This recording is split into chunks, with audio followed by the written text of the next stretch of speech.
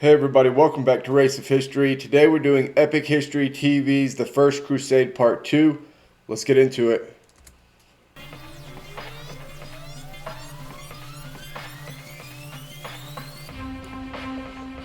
October 1097. 2 years had passed since Pope Urban II preached a crusade to help the Byzantine Empire in its war against the Seljuk Turks. Now, the First Crusade had reached the great city of Antioch. It was the last major Turkish stronghold, standing between the Crusade and its goal, the holy city of Jerusalem. But Antioch was virtually impregnable, with its citadel atop a 1,000-foot mountain and too large to encircle. The giant Crusader army could only camp outside its walls and pray for a miracle. But that winter, they ran out of food. Horses, men, and camp followers began to starve. A trickle of supplies continued to arrive by sea, mostly from the Byzantine-controlled island of Cyprus, and they defeated an attempt by Radwan of Aleppo to break the siege at the Battle of Lake Antioch. But the Crusaders' situation seemed hopeless. Morale fell, as deaths and desertions rose steadily.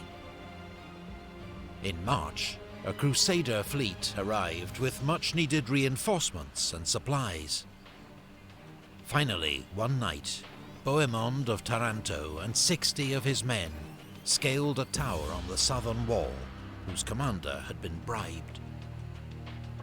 As dawn broke, Bohemond's men opened the city gates, and the Crusader army poured in.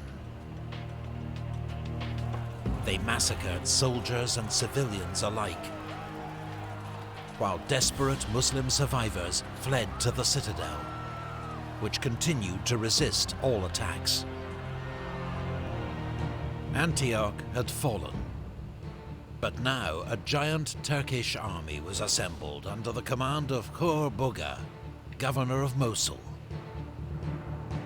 First, he attacked Baldwin in Edessa, but abandoned his siege after 3 weeks and marched on Antioch. The Crusader army was exhausted, starving, and now trapped. They could expect no help from the Byzantines. Emperor Alexius, busy securing his own territory in Anatolia, had received false reports that the crusade had already been destroyed. Fearing a Turkish counterattack, he withdrew to Constantinople. Then, inside Antioch, a relic was miraculously discovered. Supposedly the Holy Lance thrust into Christ's side at his crucifixion, and the Crusaders' faith in their holy mission was renewed. That's pretty convenient, I feel like, that everything sucks, everything is just going awful, it totally blows, and then, what do you know, you find a relic, and I imagine it's going to be used pretty heavily here for the turnaround, at least in morale for the troops. This is one of the things that's argued about back and forth with historical religion and mythology is, does everybody believe it? So in other historical cases, you have, sacrifices being done or something religious. And the thing that historians go back and forth on is, do even the leaders believe this, or is this a way to kind of get everybody on the same page and get them to do kind of what you're wanting them to do anyway? But instead of just telling them that they have to do it, you're making it seem like it's a message from the gods, right? And so I feel like that's kind of like what's being done here. Do the people leading this know that it's probably nonsense? I would say probably, but we'll see.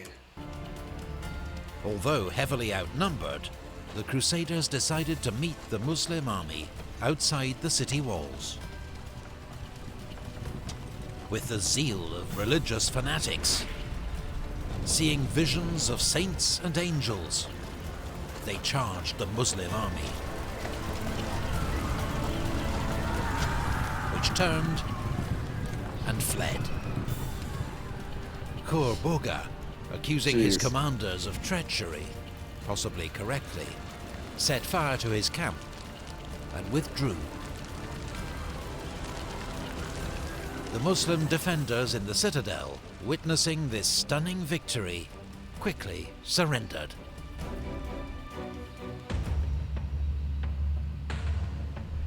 Here's the big showdown. In summer 1098, Fatimid forces from Egypt captured Jerusalem from the Artukid Turks.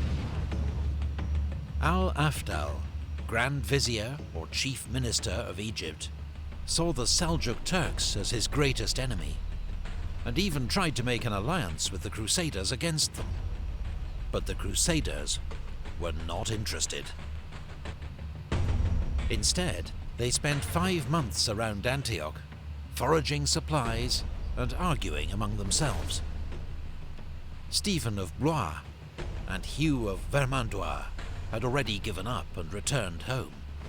Now Bohemond of Taranto claimed the former Byzantine city of Antioch for himself, breaking his oath to Emperor Alexius to return such territories to him. Bohemond argued that the emperor had broken the oath first by failing to help the Crusaders during the siege. Divisions. I believe that there's more of a story to that there was somebody from the Byzantine Empire who was told that everything was over, that the crusade had already been smashed, and then he in turn goes back and says that it's over, and then they basically do it to trick him. I'm not entirely sure that that's the story, but I'm pretty sure. If I'm wrong, somebody correct me, but I'm positive there's more to the story than they just stopped helping and then they just kept the city. Deepened after Bishop Adhemar of Le Puy died from illness. He'd been the Crusade's spiritual leader and a unifying presence on their council. Meanwhile, Crusaders carried out a brutal massacre of civilians at Ma'arat al-Numan. Pressure from the mass of ordinary Crusaders forced their leaders to put aside their differences and march south towards Jerusalem. Except for Bohemond, who remained in Antioch, where he declared himself prince. As the Crusaders entered Fatimid territory, many local rulers offered up money and supplies to avoid violence. Other villages had been abandoned. As the Crusaders neared Jerusalem, they found wells poisoned, trees cut down, and animals driven away. Anything that could help the Crusaders had been destroyed. And that actually makes a lot of sense. You just saw that they struggled with Antioch and they couldn't find supplies. They were having a hard time feeding themselves. They were getting help from the outside, and that's really what sustained them. So it makes sense here to go full scorched earth and see if you can kind of starve them out, wait them out. On the 7th of June, 1099, the Crusaders got their first sight of Jerusalem. Many fell to their knees and wept with joy. But they faced a serious challenge. They were now reduced to about 12,000 fighting men, not enough to encircle the city, and they were running out of food and water. Jerusalem would have to be taken by storm.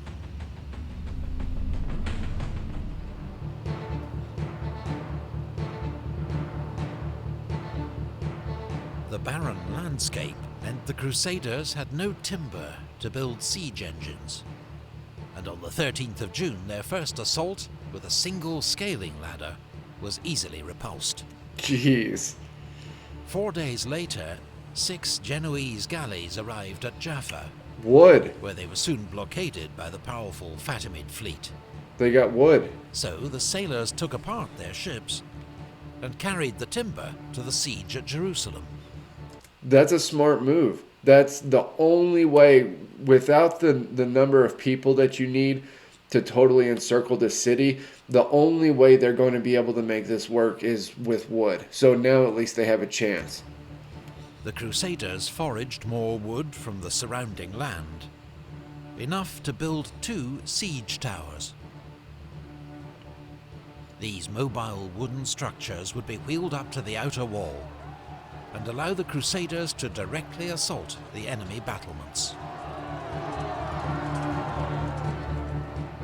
One tower was stationed with Raymond of Toulouse's forces in the southwest. The other was with Godfrey of Bouillon's troops to the north.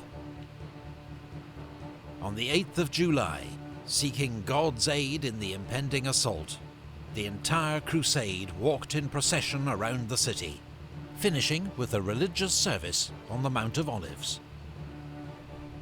On the night before the attack, Godfrey suddenly moved his siege tower to a less well-defended section of the city walls.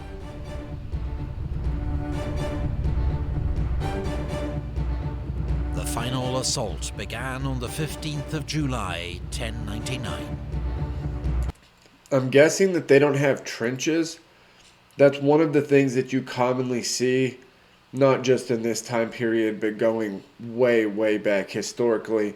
One of the common defensive works that people use is not only will you have a wall, but you'll have trenches outside of the wall so that you can't just roll a huge siege work right up to the wall.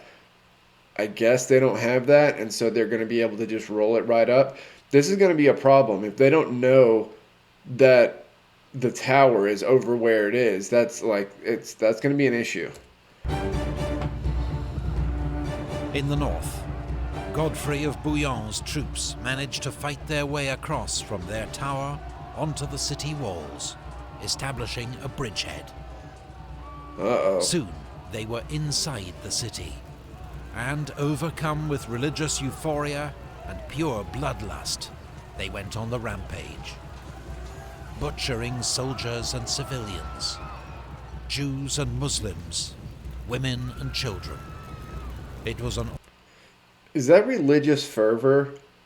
I feel like this is an excuse that's made a lot. It's even made in the modern day. The idea that religion is pushing them to do it. And I get that religion plays a big role in it, but is this religious fervor or is it just bloodlust?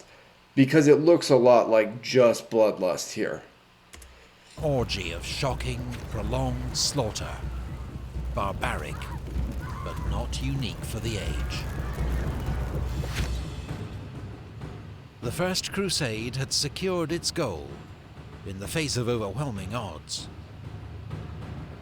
And just 4 weeks later, at the Battle of Ascalon, the Crusaders smashed a Fatimid relief army sent to recapture Jerusalem. Most Crusaders, their vows fulfilled, soon returned home to Europe.